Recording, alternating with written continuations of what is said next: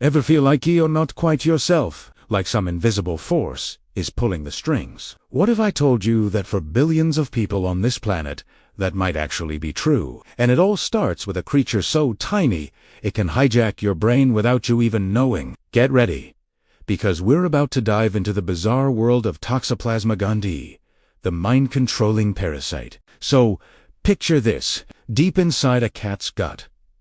Our story begins. Tiny parasitic eggs, called oocysts, are having the time of their lives. The cat feels fine, does its business in the litter box or your garden, and unknowingly unleashes up to 100 million of these microscopic time bombs into the world. This is stage 1, the Great Escape. These eggs are tough. They can survive 4 months, just waiting for their next ride. Now, who's likely to come sniffing around?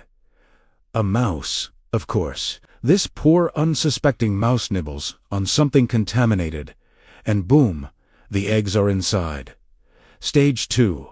The hijacking. Inside the mouse, the eggs hatch into a form called Toxoplasma. These guys are fast. They multiply like crazy and spread throughout the mouse's body, eventually forming little cysts, mainly in its muscles and, you guessed it, its brain. This is where things get really weird. The parasite needs to get back into a cat to complete its life cycle. But how does a parasite in a mouse's brain make that happen? Simple.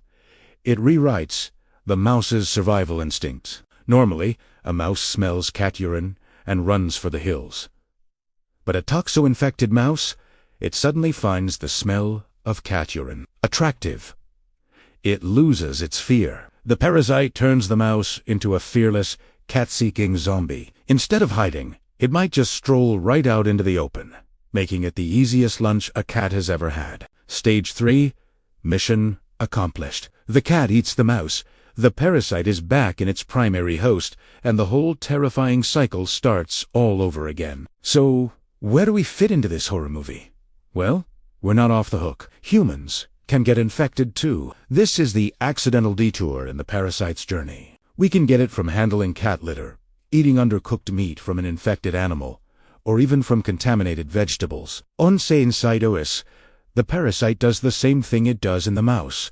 It forms cysts in our muscles and brain. For most people with a healthy immune system, it's not a big deal. You might get some flu-like symptoms and then not even know it's there. But for people with weakened immune systems or for pregnant women, it can be extremely dangerous, potentially harming the unborn baby. But the truly mind-bending question is, does it affect our behavior like it does with the mice? The science is still young, but some studies have suggested some wild connections. Things like increased risk-taking, changes in personality traits, and even links to certain mental health conditions. Researchers have found toxo-infected individuals might be more likely to get into traffic accidents.